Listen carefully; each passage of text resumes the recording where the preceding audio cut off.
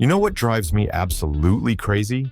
Watching people dump money into the stock market while they're carrying $15,000 in credit card debt at 24% interest. Here's what really gets me. 1 in 3 Americans has $0 saved for emergencies. The median emergency fund in this country is $500. And yet, these same people are messaging me asking whether they should buy Tesla stock or crypto.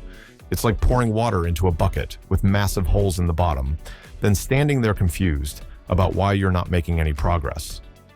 Look, there's a specific order you should be investing your money that can save you tens of thousands of dollars over your lifetime. Most people get it completely backwards because they skip the boring stuff and jump straight to picking stocks. And one step in this sequence is something almost nobody gets right. And fixing it could change your entire financial future. I'm the honest dude, and today I'm breaking down the exact sequence step by step. If you watched my recent video about average retirement income, you already know what happens when people guess their way through this. But before we jump into the steps, here's why this order is so critical, and why getting it wrong quietly destroys people financially. Every dollar you misplace costs you an opportunity. Put money in the wrong account first, you're leaving tax advantages on the table. Invest before building your foundation. One emergency wipes out everything you've built. Skip free employer money, you're volunteering to stay broke longer. The sequence matters more than the amount. Let's fix this. Step 1. Build your emergency fund first. I know this sounds boring. You want to hear about investing. But picture this. You spend 6 months building a nice investment portfolio, then your transmission dies. Now you've got 2 terrible choices: rack up high-interest debt or sell your investments at a loss. An emergency fund stops you from making desperate financial decisions when life kicks you in the teeth. I can't tell you how many people I've talked to who built up $5,000 in investments, then wiped out their entire portfolio because a single car repair blindsided them. They thought they were being smart by investing early, but they skipped the foundation. Here's something interesting. Research from Vanguard found that people with just $2,000 in emergency savings had financial well-being scores that were 21% higher than those with nothing. $2,000 isn't life-changing money, but the psychological impact is enormous. So, how much do you need? If you're close to retirement with stable income, 3 months of expenses works. If you've got unstable income or health concerns, shoot for 6 months. But here's the key. Start with $1,000 as fast as possible. This covers most minor emergencies. Then push to 1 month of expenses. Then keep building. Break it into milestones. It's manageable instead of overwhelming. Step 2. Eliminate high-interest debt, the guaranteed return. Once you've got your emergency cushion, here's where things get interesting. Eliminate all high-interest debt before you invest another dollar. I'm talking about anything charging more than 8% annually. Credit card debt at 22% is like trying to run uphill while someone's actively pushing you backwards. Let me show you the math. If you have $5,000 in credit card debt at 22% and you're making minimum payments, you'll throw away nearly $2,800 in interest over 5 years. Here's the part most people miss. Every dollar you use to pay down that 22% debt is earning you a guaranteed 22% return. That's better than Warren Buffett's lifetime average. It's a guaranteed win. So if you're investing while carrying 22% interest debt, you're basically lighting money on fire and cheering for it. When I was working warehouse jobs early in my career, I watched coworkers invest in their 401k while carrying credit card balances. They were shooting themselves in the foot and couldn't figure out why they weren't getting ahead. The strategy is dead simple. List every debt with its interest rate. Pay minimums on everything. Then attack the highest interest rate debt with every extra dollar. This is the debt avalanche method. Mathematically, the fastest way out. Step 3. Grab your free money. Employer match. But here's the twist most people never expect. There's one exception to pay off debt first. If your employer offers matching contributions, contribute enough to get the full match, even if you still have credit card debt. Employer matching is a guaranteed 100% return up to the match limit. Even with 22% credit card debt, a 100% instant return wins. It's literally free money on the table.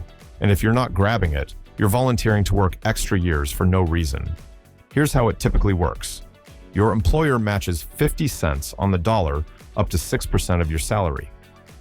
If you're earning $60,000, contributing $3,600 gets you an immediate $1,800 match. That's a 50% instant return, plus whatever the market gives you. Show me another investment that guarantees 50% returns. I'll wait. The trick: contribute just enough to get the full match, not a penny more. Then redirect everything else back to crushing that debt. One heads up, some companies have vesting schedules, so check how long you need to stick around to keep the match. But even with vesting, free money is still free money. Step 4. Max out your IRA. Take control. Once your foundation is solid, emergency fund built, high interest debt gone, employer match secured, here's where most people make their next mistake. They go back to their 401k and start dumping more money in. Wrong move. Your next step is maxing out your individual retirement account. Why?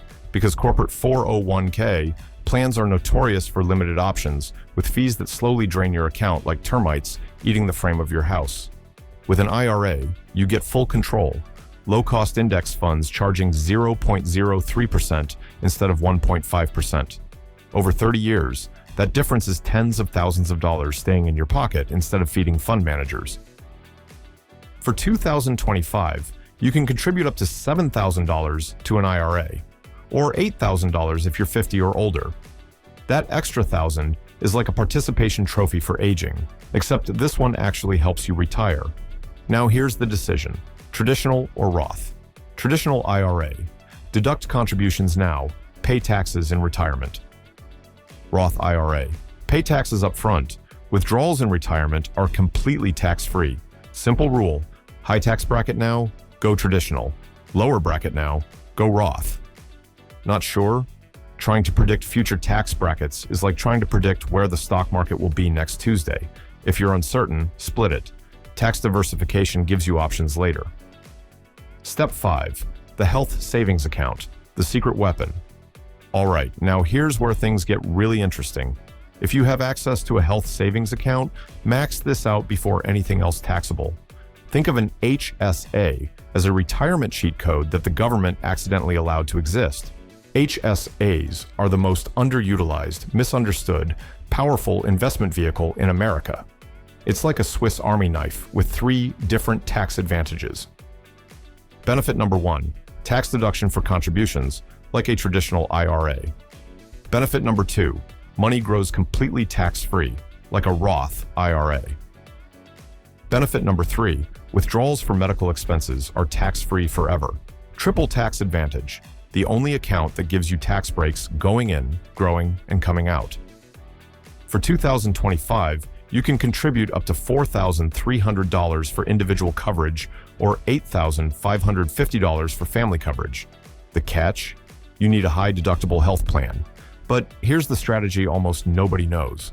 Pay for current medical expenses out of pocket if you can. Let your HSA money stay invested. Save every medical receipt.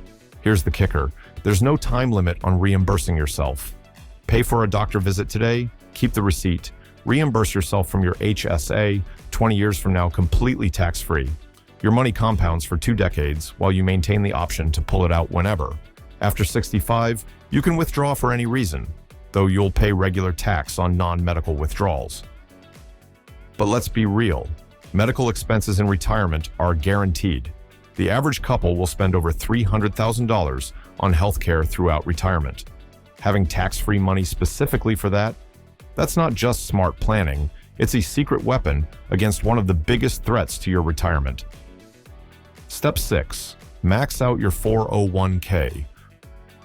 Once you've maxed your HSA, circle back and max out your 401k beyond the employer match. The 2025 limit is $23,500 or $31,000 if you're 50 or older.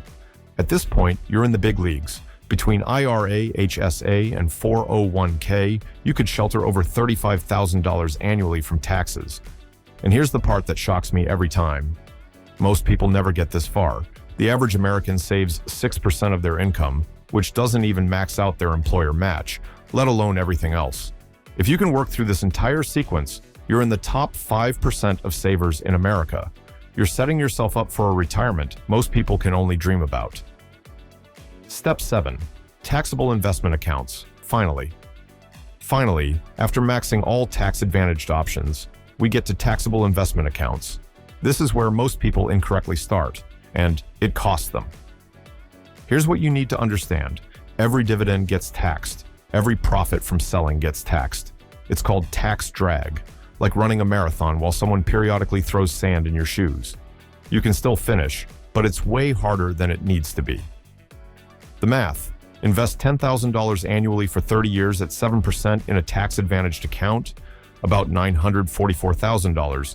Same investment in a taxable account, closer to $700,000 after taxes on dividends and gains. That's nearly $250,000 difference from tax drag alone. But taxable accounts have value for specific situations: down payment on a house in a few years, retiring early before you can tap retirement accounts, leaving money to kids, step up in basis, eliminates capital gains. They're tools with specific uses, just not your first choice. Why this order actually matters. Look, this isn't sexy.